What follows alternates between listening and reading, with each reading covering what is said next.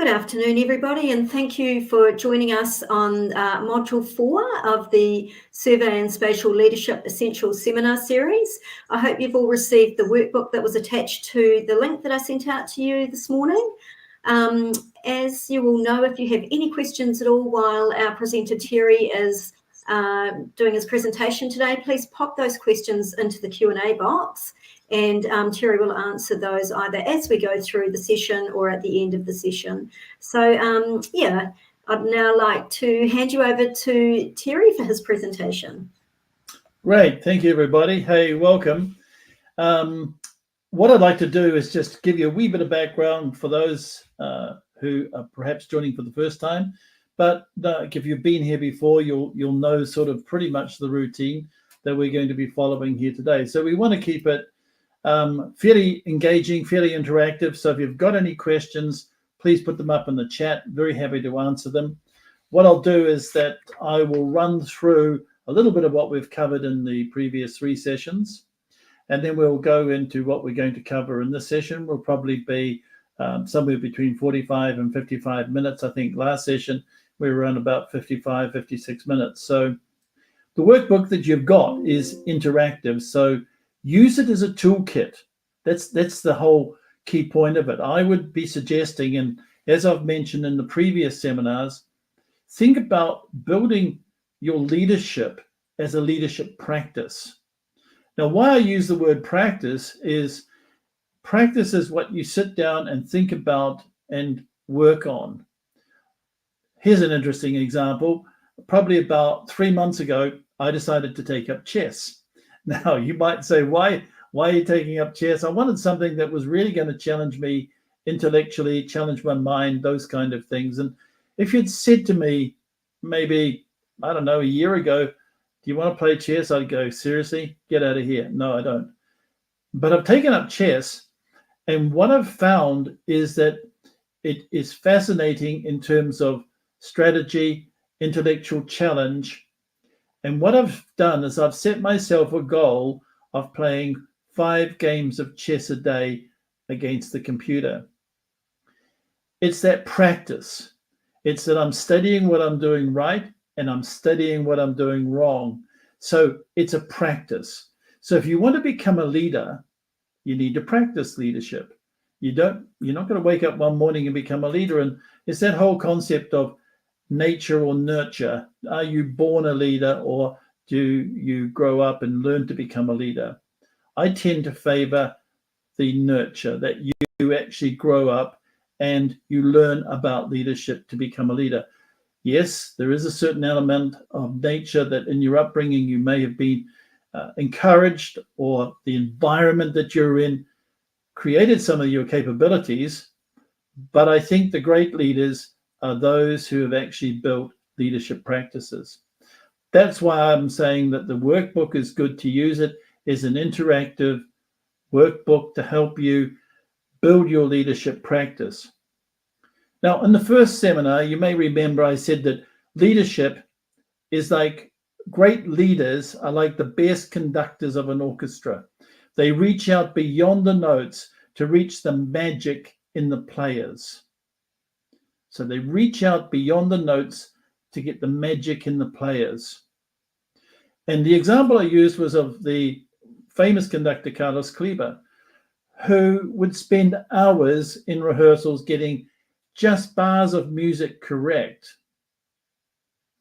so that when you went out to play, you played it from the heart, but you played it naturally. It was that practice. Now, Kleber was demanding, but he was also had queues of orchestras who wanted him to conduct their orchestra. Why? Because when Kleber conducted them, they became far, far better players. They started playing music in ways they'd never played before. So I think this is what leadership is about. Leadership is not management. Leadership is about creating inspiration for people, leading people to different places. One of the great leaders, I think, is Nelson Mandela, and that was a person who created a nation really around him, the Rainbow Nation and the whole concept of all of that. And as much as I'm a mighty fan of the All Blacks, I still have to always remember him wearing that Springboks jersey when they won the Rugby World Cup in South Africa, and it brought their nation together. So the only upside of that was bringing that nation together. But Mandela was a fantastic leader who inspired people. You remember back in our first seminar, I talked about some of the great characteristics that leaders must have. Number one, I said, was authenticity. And you look at Mandela and you go, there couldn't be any more authentic person than Mandela. Imagine coming out of being in prison for 26 years and embracing the people who'd put you in prison for 26 years of your life and bringing them into your embrace and part of the solution. The second thing I said that's really very important is the duty of care. Leadership is about people. I was having this discussion last week with a client, and I was saying to them, the secret of good leadership is about how you can get your people to move from where they are to where they need to be, or from where they are to where you as a leader have a picture of where they need to be. And we see that in many sports teams. And the example I used in the last seminar was Team Emirates New Zealand, the winning the America's Cup. And when you listen to Peter Burling or Nathan Eldridge, or you listen to Grant Dalton or any of the people there, they were sharing a picture and a vision. And that is what's made them such a great team. So there were many things. If you remember, go back and look at page 4 of that workbook and study that. There's a list there of what creates successful leaders and successful change. So what we've talking about in the first seminar on pages 6 and then through to pages 5 was looking at the coaching element of leaders. Leaders are able to leverage talent. They're enable people to be the best that they choose to be. And I use those words deliberately. I've often heard people go, I see your potential and you could be this. And you see the person going, but I don't want to be. It's about a good leader is about bringing out of people the best they choose to be. And that is around coaching, and it's around building pictures of what success looks like and then helping people move through from where they are to where they need to be. And that really comes down to good coaching. If you remember that we also talked about page 11, how you build high performance teams. Now there's a theme running through here, isn't it? Number one, we said as a great leader, you need to be authentic. To build a great team, you also need to build trust. And guess what trust comes from? It comes from being authentic, from being who you are and saying what you say. And so if you looked at the diagram that we have there on page 11, as you can see that first you build trust, then you master conflict, then you create commitment, then you create accountability, and then you focus on results. There's never been a high performance team, to my knowledge, that isn't founded on trust. And trust then creates ownership of results. And it enables people to move through and grow in safety. And there's a really great model that we use in a lot of our leadership programs. We call it the comfort model. But it's basically you've got your comfort zone. So your comfort zone's like this. And if I say to you, go outside your comfort zone to somewhere where you're vulnerable and you don't feel quite safe, a lot of people go, no, I'm quite happy sitting in my comfort zone. Good leaders are able to make you feel safe by stretching beyond where your comfort zone is into that growth zone. They make you feel safe at times when you may feel vulnerable. Now, the interesting thing is that when you start growing and when you take those opportunities to grow and it works, guess what happens? Your comfort zone gets bigger and your comfort zone gets bigger. And that enables people to stretch beyond where they felt they were able to before. It enables people to stretch into places where some talents that perhaps they never used or never thought they could use can be used. And that's how you build high-performance teams. It's about building trust first, and trust creates commitment. Trust enables the person to continuously be able to grow. You also remember that we talked about on pages 14 and 15 how we actually think about things. And we're going to talk about that today in our listening. Our belief systems generally are formed from our childhood, from our parental environment, from our upbringing. Yes, we have factors like culture, religion, we have factors like experience that happen to us as we move through our life. But a lot of those foundation trends or patterns that we see in our lives comes from our upbringing. And then as we go through experiences, we filter what happens to us through our upbringing and the beliefs that we have from when we were brought up or from when we were children. Why is this important? Well, it's important because we're living, as we mentioned in our first seminar, in a very changing, transformational world. I've just got a new iPhone 16, and the amount of things that can do compared to my older phone, which was 3 years old, is phenomenal. The speed of it is phenomenal. And so we're seeing that right across all parts of our lives, that the world around us is changing radically. It's changing significantly. And what we've got to ask is our belief and our way of thinking relevant to what is in front of us? And oftentimes people go, well, it is. Yes, in the past, we've always done it this way, and that's what we're going to do in the future. And that generally doesn't work too well, as you probably know from your own experience. And the example I've given is like if you said to a 16-year-old today, would you like a mobile phone? They go, yeah, great, that'd be fantastic. And you give them one of those little old Nokias, if any of you can remember them, the small clamshell Nokias about this big, and you could only do text and phone calls on them. No 16-year-old today would give you thanks for getting one of those phones because they'd want a smartphone that can do everything. That's the shift. And so it is with our thinking. We need to be able to shift our thinking to fit what is in front of us. And as a leader, it's very important that you're able to expand those boundaries. Now, we talked about that on pages 17.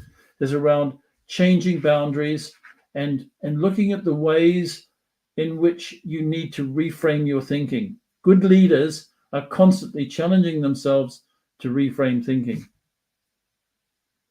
We also talked about page 19, the SBI, the Situation Behavior Impact, a really, really good tool to use, especially when you're dealing with conversations that are challenging. Often, many of us, when we get into challenging conversation situations, by the time we get to have the conversation, we're emotionally charged. And when we're emotionally charged, we start using emotional language, as we talked about in previous seminars, the difference between neocortex and limbic system thinking. Neocortex is about fact, figures, data, logic. Limbic system thinking is about feelings, emotions, and pictures. And if we actually get into having challenging conversations using limbic system language, which is emotions, pictures, opinions, we generally have an issue. By using SBI, Situation Behavior Impact, we're moving back into that neocortex language where it's based on fact. It's not based on my opinion. It's not based on my feeling. It's based on observable fact. And so that's a really good tool for you to be able to use as a leader to provide feedback and to help people understand how their behavior is impacting others, how their behavior is impacting a team, how their behavior is impacting the organization. And we finished up also by talking about the DOMA model, which I think is a really great model for coaching and especially for leadership: direction, opportunity, motivation, and ability. And if some of those are missing, especially the direction, it's very hard for people or teams or organizations to move in the same way together. It's very difficult to create performance. And direction is often, for a leader, the picture of what success looks like. I use the example that Martin Luther King, when he stood up at the Washington Memorial, he didn't say, I have been thinking a lot and I have a really good strategic plan that probably will appeal to you, which is neocortex thinking. He didn't say that because probably nobody would remember what he said. And yet we do remember because he used limbic system thinking. He said, I have a dream. And even today, if I said to somebody, who said the great quote, I have a dream, everybody would probably tell you Martin Luther King.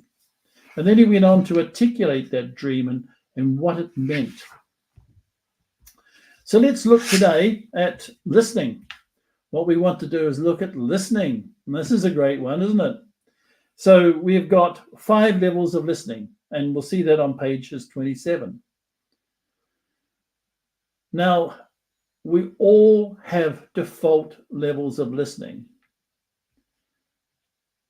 As I mentioned, that I was brought up in a very Irish family. So while I'm a 4th generation Kiwi, on both sides, it's pure Irish. Now, as you know, the Irish love to debate. They love to have debating conversations, arguments, etc.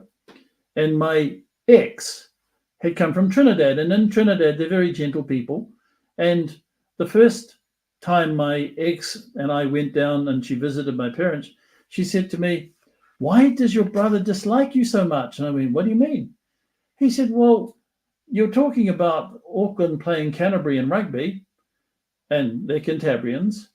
And he told me that I was as intelligent as a goldfish. And I said, that's because he likes me, because if he didn't tell me that, I wouldn't feel that. So it was interesting that my default, bringing up again, coming back to those patterns that come through from our childhood, my default was number 3, listening to agree or disagree. Now that's good if you're sitting in a bar or you're sitting down there with my brother talking about rugby in Ashburton. Yeah, that works, agree or disagree. It doesn't work as a leader because you're always taking positions. So one of the things that we need to do, and the challenge that I would have to each and every one of you, is talk to somebody or analyze it yourself. Talk to your wider whānau or your colleagues and saying, where would I sit in this level? Where is my default? Now, I know my default comes from the environment I was brought up in. Listening to it, we would have arguments, as I say, about rugby, about anything. And that was, in a way, us expressing affection for each other. If we didn't, you'd be going, hang on, why doesn't he feel that about me? And yet for my ex, where she came from, that was conflictual. Listening for application is number 4.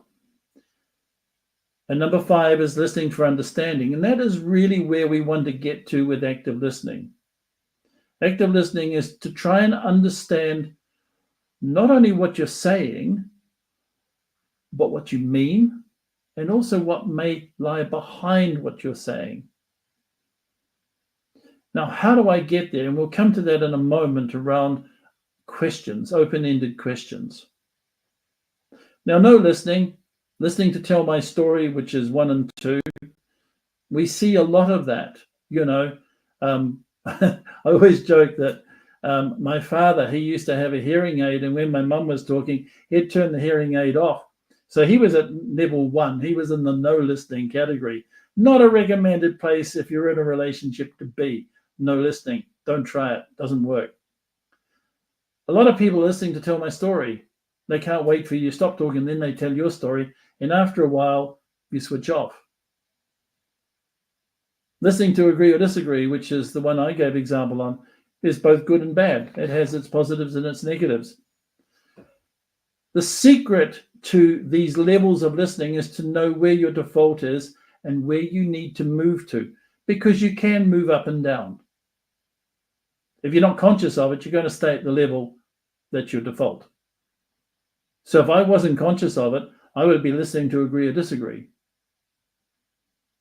And sometimes I sort of can almost feel myself sliding into that. And I'm going to go, stop, Terry. I need to listen to understand. So that means I've got to stop talking and I've got to really listen and I've got to hear what the other person's saying and I have to ask questions. Now, there are times when, of course, level 4 is important. When somebody comes to you and says, Terry, I need a solution to this problem. What should I do? That's listening for application. And your choice then is to actually go, what would you do in a current situation? That could be a coaching conversation, or it could be something that could be time driven, in which case you might go, this is what you need to do to make this happen. So I think it's around that balance. I mean, I was talking to a group the other day and they said, but shouldn't you always be asking questions in terms of active listening? I said, no.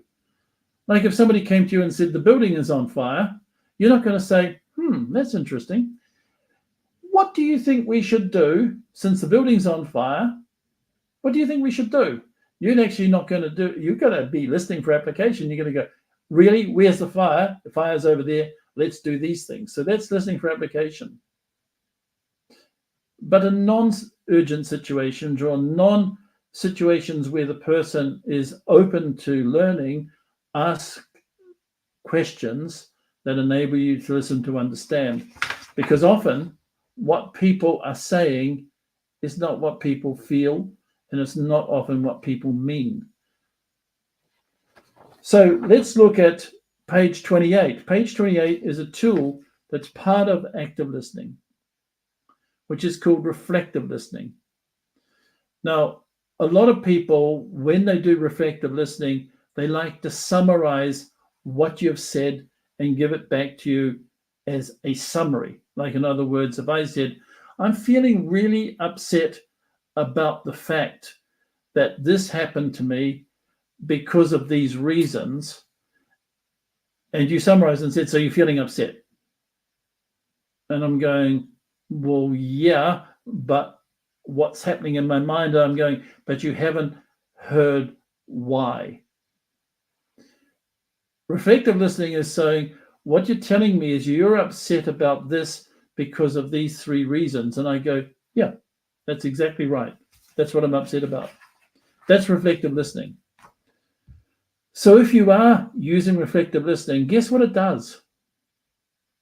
It makes the person feel really validated that not only have you heard what they've said, but you've actually listened to it and you can actually identify with it. What does this mean? Well, this means that when you ask questions or make suggestions around solutions or lead them down a pathway for that person to find their own solution, they trust you. They trust you because you have heard them. You actually understand what they have said. Now, in many cases, people know the answer. In many cases. That's why reflective listening is quite powerful, because the moment that you say, this is what you're saying, this is what you feel, and the person goes, yes, that is exactly what I'm saying, exactly what I feel. And then you say, well, what would you do to solve this problem? And then they can actually come up with solutions because they trust you.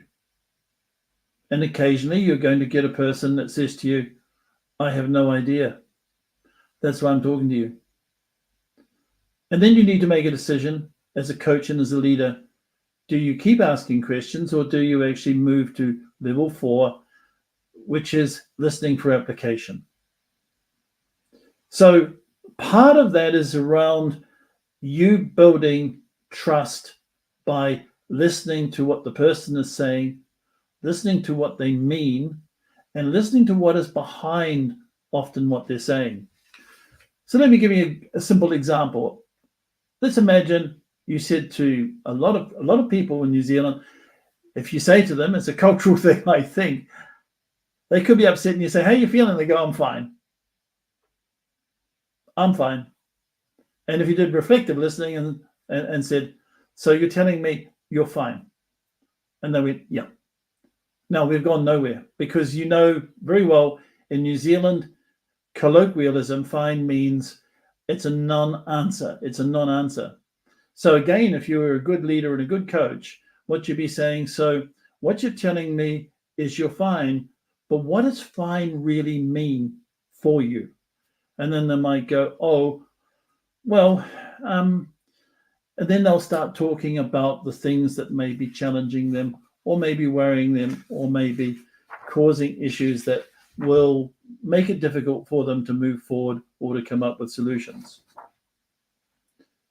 So let's now look across at page 29, which is having challenging conversations. And we've covered, as we mentioned a wee bit earlier in the previous seminar, situation behavior impact is a good tool to manage these challenging conversations. Why? Well, the reason for it is because often when you have challenging conversations, people are going to have what we call resistance statements. I don't agree with you, which is that number 3, which is I agree or disagree. That's not what I was hired to do. I'm not comfortable doing that. I don't think that goal's reasonable. Well, I've already tried that and it didn't work. So it's difficult to overcome resistance statements like that, because the other person is trying to stop the conversation. They're trying to probably be very defensive about it. And when you think about it, going back to what I described as that growth model, what they're doing by answering this question is moving outside their comfort zone. They could be moving into a space where they feel vulnerable. And sometimes it's a question of asking and understanding and building the trust, so that when people do move into that vulnerable space, they feel that you're walking beside them, that they feel safe. And people will venture into those vulnerable areas if they feel safe within the team, with their leader, or with their coach. And that's where growth occurs. That's where reframing occurs. That's where we start stretching that comfort zone wider. So understanding some of the resistance statements that you will get, and particularly understanding what's behind those statements, is the important element of how you can move a person to a different space. So firstly, acknowledge what they're saying and what they feel. Try to clarify what is behind that. Try to clarify their concerns, and particularly try and clarify what their feelings are. And then ask questions that lead them to give solutions from their perspective, or make suggestions on your own behalf that may be valuable for them based on your experience, based on your knowledge, and based on your expertise. So firstly, there's one thing I want to clear up here about coaching. I've had a number of people say to me over the last couple of years or so, coaching is about asking questions to get the person to come up with the answer themselves. That's true to a degree. Like, you don't want a coach who tells you everything, because you probably won't get growth. You'll get a passenger sitting on the bus going, well, this is a good bus because this coach is telling me everything. But there's a balance. There are times when people genuinely don't know. There are times when people generally are blocked. And the good coach and the good leader makes it safe for them to move through into that place where they can feel safe to reframe, relook at what they're thinking or what they're doing. Yeah, I love the quote at the bottom of the page 29. It says, the less a person understands something, the more firmly they believe it to be true. And I don't know if that's your experience, but it's certainly been mine to a degree, is that a lot of people who don't know some things or feel very vulnerable about them will become very, very set in their opinions. And that's what we're going to talk a little bit about later on today, is around questions and building your own library of questions. So let's imagine now on page 30, you're preparing to have a challenging conversation, or any kind of conversation for that matter. There's a good little checklist here on page 30. Look at what you do now. It should be do now, not do new. Do now. I'm sorry, there's a misprint there. I never noticed that before. And what do you need to do more?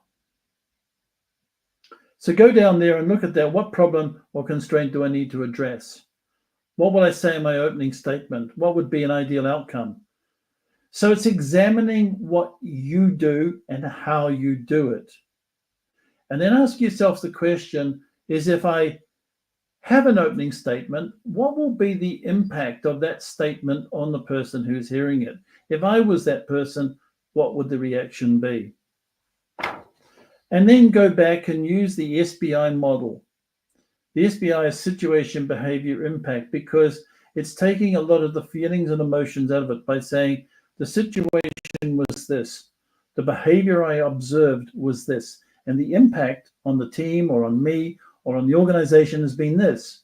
So can we have a discussion about this? And then listen to what they're saying by asking questions.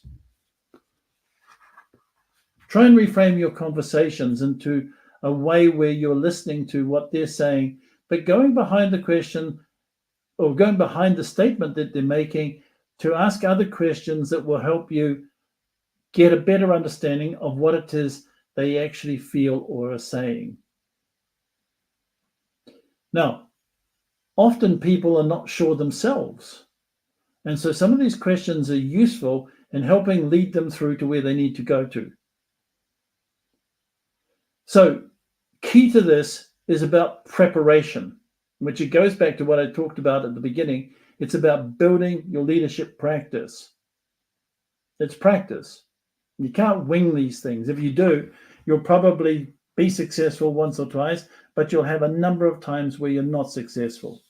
So build your leadership practice that enables you to go, this is how I would approach a challenging conversation. This is the kind of questions I would ask. Get them in mind and make sure that they're open-ended questions. So what I mean by an open-ended question is a question where you aren't coming to a decision. It's not like a yes or no question. So if I asked you, why do you think this? Rather than, why do you think X, Y, Z? Why do you think this? Is there a reason that you think this? Or I'm not sure that I understand completely what you're saying. Can you explain it to me more fully? And again, as a good leader and as a coach, it's about building authenticity and about trust. We've got a question in the chat says, are there some personality types that get frustrated when you practice reflective listening? A-type personalities who might be impatient. Yes, there could be. There could be. Often people go, look, let's move on.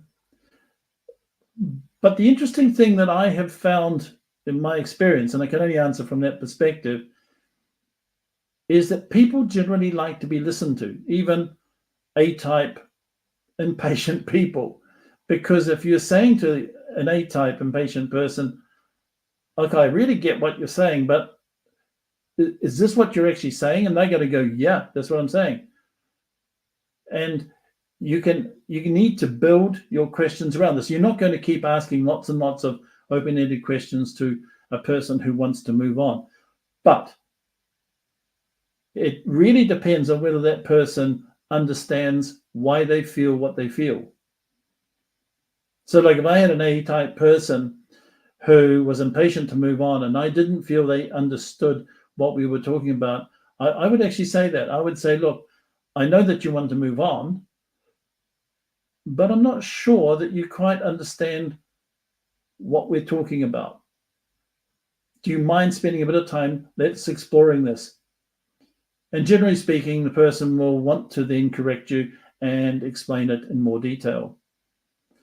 But I haven't really found too much of a problem with A-type personalities who are impatient when you're using open-ended questions and you are actively listening to them, which means you're present. No phones, no interruptions.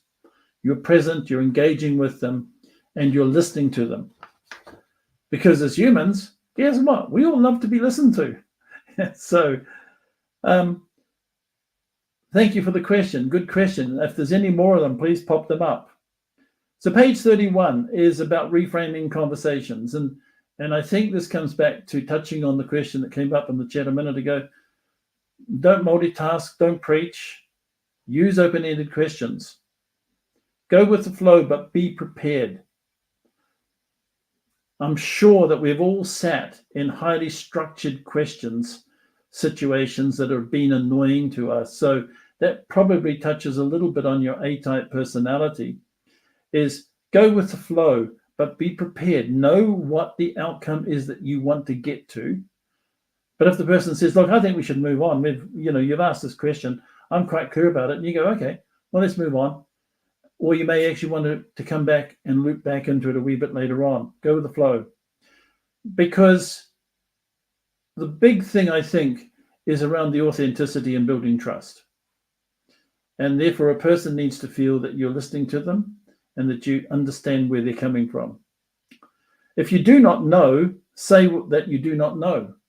And again, that would come back to the question we had there. If I don't feel I understand that you understand what we're trying to discuss, I will say that. Do not equate their experience with yours. And that's a really important one, I think, because we all see things differently and we all hear things differently and we all interpret things differently. Try not to repeat yourself.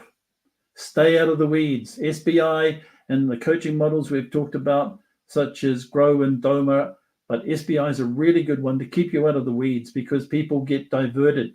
They get red herrings running around, and before you know where you are, you've gone off to the side and you're now off the road and you're in four-wheel drive country. Listen, be brief. There's a quote at the bottom: to have a great conversation, you must be a great listener. Be interested, be curious, and question to understand. And I think that's really, really critical. Question to understand. Not just questions for the sake of gathering information, questions to understand. Guess how you do that. You prepare. You actually have the questions written down that will give you the understanding, knowing what you do about the person, give you the understanding of why this happened or why they feel this way or why they think this way. So if we're going to be a good leader and we're going to be a good coach, leadership is about creating pictures of success. It's creating where we want to move to. Go back to Mandela is a good example, or even Martin Luther King, or think of any great leader about the pictures of success they created. To do that, they had to also be coaches. They had to build trust and they had to be authentic. They had to listen to understand.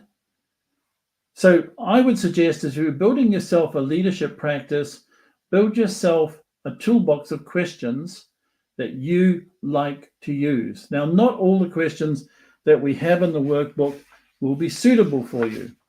So let's look at some of these questions here. So the questions toolbox is to, on pages 32 and 33, narrow down the focus. You can ask the question, what is on your mind? And then a good question, and is what else? And what is the real challenge for you here? What do you want? What do you want to achieve? What is the outcome you would like to see? Or how can I help you? What support do you need? And one of the questions that's, again, as I say, they're not always suitable for every person. You pick the ones out that work for you. What option are you saying yes to and what are you saying no to? And that's a really quite a powerful one, often that you find in projects. And I had this conversation last week. We've got a project we're working on, and I said to the project manager, okay, so these are all the things we are saying yes to. And project manager, his name is Michael, he said, yep. I said, so what are we actually saying no to here? Because if we do all the yeses, is it possible to achieve the project on time? And he went, never thought of it like that. And I go, yeah, because these are things we all want. But what do we need to really say no to? And what that led to was a respecking of the project that will get it delivered by the end of the year. What are we going to do now? So those are some of the very simple questions that you can ask. And if you go back to page 32, we've got some other brief ones. If you want some really quick questions, what is the situation right now? What do we want instead? What have you already tried? Did it work? What is the one thing you would do differently now if you could? Which is a really good learning question. So build some very quick questions that you can put into your leadership practice. And we've got a whole lot more. If you look down here and what we've got through to pages 36. And I would suggest you go through them at your leisure and pick out the ones that you feel comfortable with. And as I say, not every question suits everybody. Okay. So if you look at page 36, there's question 15 there. And the question is, so what? Now, that's a question I could never, ever ask. Ever. I wouldn't even begin to ask it. Why?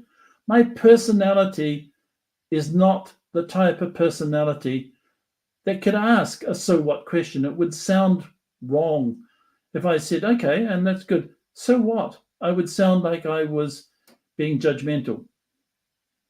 Now, one of our managers, Andy McCormick, he's brilliant. He's got lovely personality. He could ask, so what?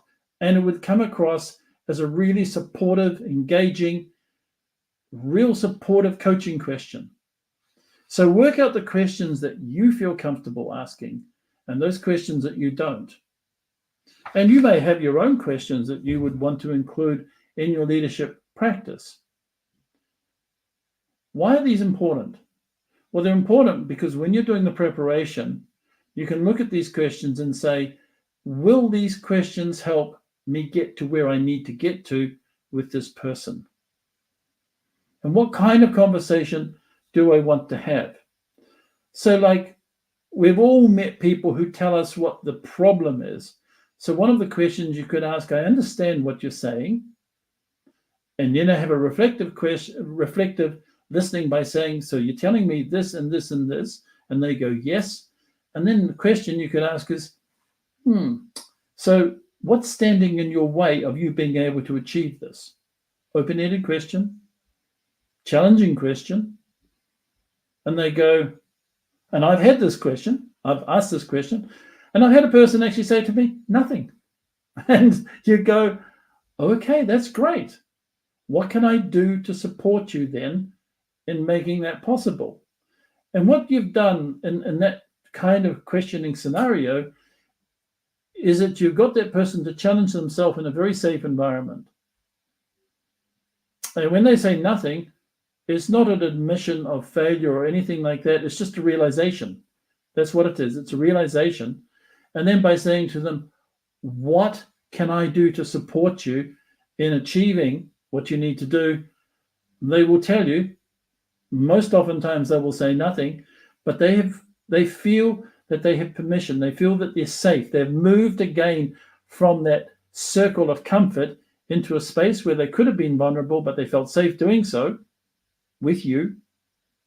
And now their comfort space has got bigger. That's where you see growth in teams. You see growth in individuals, because people come to the realization that they can do things that they possibly thought they couldn't before. That's one of the biggest skill sets. If you remember back in our first seminar, we talked about a VUCA and OODA world.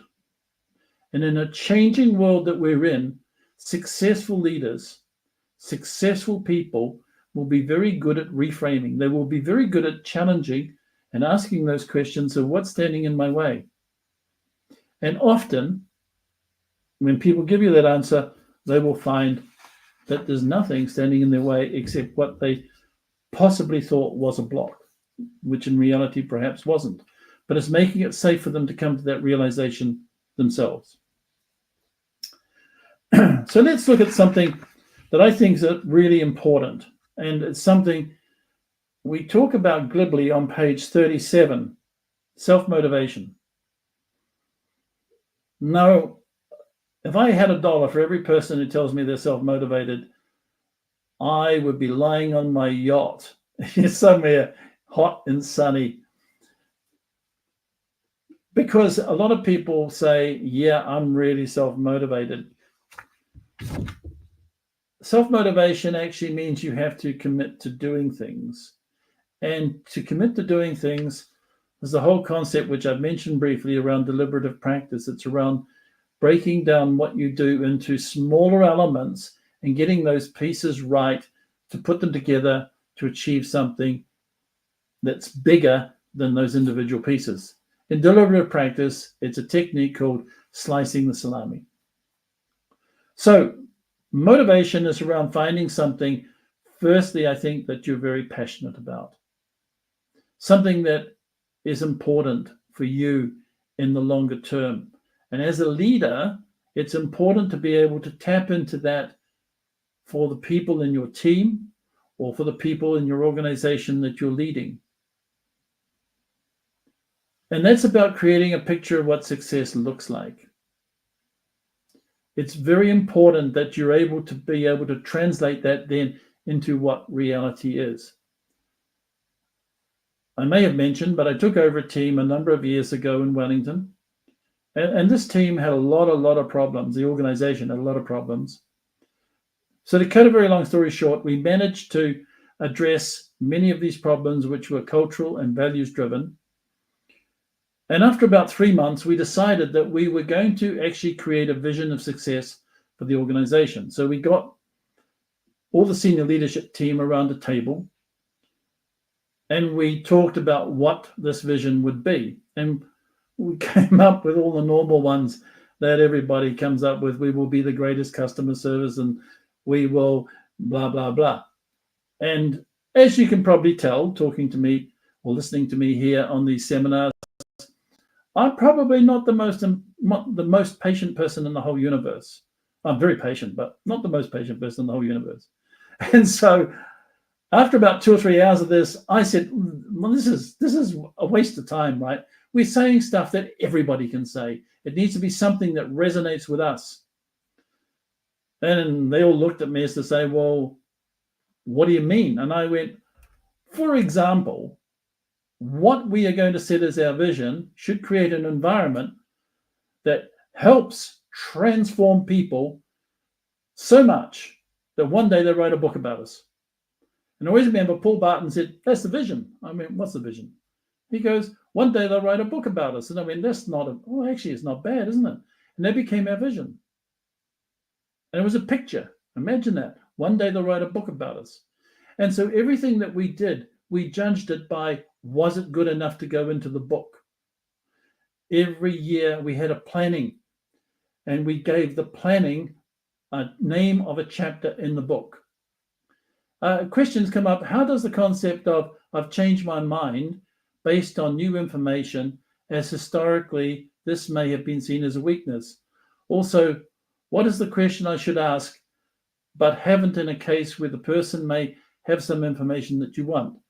So let's look at as a two-part question. How does the concept of change my mind based on new information, as historically this may have been seen as a weakness?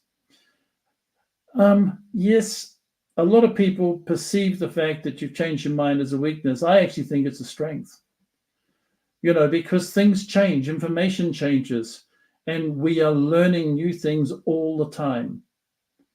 Let me give you an example. We have a workshop program called Life Architects, and it's designed for 45 years and older. It's around different lifestyles for different life stages. Most people consider they need to retire at 65, and I ran a workshop for a client of ours, a major bank, Life Architects one, and we talked about the fact that you could expect to live to 90 or 95, and this shocked everybody, because they were looking to retire at 65. And one person said, so you're telling me I could be retired almost as long as I spent working? And I went, yeah. 4 people out of 15 on that workshop decided not to retire. And the bank was very happy because they retained the talent. So I think that's an example of how information is changing how we think, and it's a good thing. So somebody says to you, well, you've changed your mind, that's a weakness. I would say, thank you, but your opinion is accepted, but it is not of value, because I see changing my mind based on good information or based on what I believe is right for what I'm doing to be a major strength. Also, the second part of this question was also, what is the question I should ask but haven't in a case where the person may have some information that you want? Now, I would ask the question. I mean, the answer can always be no, but ask the question. Don't live in doubt. Ask the question. But I would explain to the person why I needed to have this information, why I needed to know this information, and ask them if they could share what they could share with me as best they could. Hey, a couple of great questions, so thank you for those. So back to self-motivation. One of the things I think in self-motivation is firstly work out what it is that's important to you in your life. What is it you want to achieve? And we could spend a whole 45 minutes on this. It's around looking at your legacy, what's important to you in life, what you want out of life, and what you are choosing to do to make that happen. We run a lot of coaching programs, and I was talking to a client recently, and they said, what is one of the biggest trends you see? And I said, it's people turning 50, 55, and they're going through midlife crisis, or their jobs have been made redundant, or they're looking at other career options. And many people are turning around and going, why have I been doing this job for the last 20 years when I want to do something different? So what's important is to work out what it is that you want in your life. It's around legacy, what you want to be remembered for. Stephen Covey calls it your north. I like north because we don't always sail to north. Sometimes we get blown off course. But knowing where your north is means that that's where you come back and focus on. So if you know what your north is, set goals that motivate you. Set goals that motivate your team. Put the goals in writing. Define an action plan and review and reflect. Now, putting them in writing and defining an action plan means you're putting down some measurements. You're actually expressing them. And what gets measured, guess what? What gets measured generally gets done. So dream big, start small, and act now. I had a person who runs a business, which will remain nameless because they're quite big. But he said some of the best time of the year is New Year for them, because he would have all these people signing up for programs that they do for about 2 months and then stop. So it's a lot of that good intent, but not following it through. So write down the goals that will motivate you and define an action plan. Break it down into its smaller steps and begin working on those, because ultimately they will build up. They'll be like a snowball rolling downhill. They'll build up, and before you know it, you'll be achieving some of your bigger goals. And again, that becomes a way of life. It's like almost a goal practice if you want. Page 38. Peter Drucker, the world famous management guru from the 70s, 80s, and 90s, said, what gets measured gets done. He was the person who coined that quote. And so I think with a team, it's around coming down to focusing on what you as a team need to achieve, what you as a leader will commit to achieving within that, and asking the team members how they will hold themselves accountable. It's about personal ownership. I've just recently gone through a program with a client of our Vision to Action program. And our Vision to Action program has been running now for 31 years. And every organization that has used it has seen transformational results. Why? Well, very simply because we write down the 5 things that will shift the dial for the organization in the next 18 months. And under those 5 things, we write down 5 things that we need to do to make that particular strategic initiative work. And then we define what the outcome looks like when it's achieved. So it's not, we need to improve our customer service. It's actually defining what it means. And then we write down an achievement date, a specific date, the 18th of December, not by the end of the 3rd quarter, 18th of December. And then we put a person beside it who owns it. Guess what happens? We see transformation. And the amount of organizations over the years who've used our Vision to Action program, who have actually seen transformational results, has been phenomenal. Now, we can put that back into our own lives. Again, as a leader with your team or with your organization, it's about saying, what is it we want to look like? What is it we want to achieve? What does success look like? And define what success looks like for yourself, for your team, for your organization. And then come back and say, what are the 1, 2, or 3 things that I need to do over the next 6 to 18 months to make that happen? And then begin working at them. And if you achieve one of them and you're down to, you've got 3 and you achieve one, then set another one and keep working at that. Because guess what? Success breeds success. I remember 7 years ago, I walked into a team that was probably one of the most negative teams I've walked into. They were working within a major bank. We talked about this. We set up this Vision to Action model, and we also set up 90-day plans. So they worked on 90-day plans. Now, for 7 years, they've been working on 90-day plans. When I walk into the room now with this team, it's almost like walking into an energy field, because they're so focused and you can feel the vibrations there of success. Nothing is a problem to them. On their latest internal survey, they scored 98.6% satisfaction from internal customers, not external, from internal customers. So you see, when we focus on motivating and on creating success, we become successful. Now, success breeds success. And I think we might have talked about it before, but it's about the way that you think is the way you become. We are the sum of our constant thoughts. So if your constant thoughts around what you can't achieve, guess what? You won't. If your constant thoughts are around what are possible and what you want to achieve, you will. And that's the role of a leader. The leader is about being able to articulate what success looks like, and then helping create the pathway that individuals, teams, and organizations can move through to achieve that success. So thank you for today. If you've got any more questions, please let me know. But thank you for being with me, and then we'll meet up next week for their final seminar, which will talk a little more around creating results and wrapping up all of what we have been talking about today in building a leadership practice. So thanks very much. Take care. Be safe. And I'll see you next week.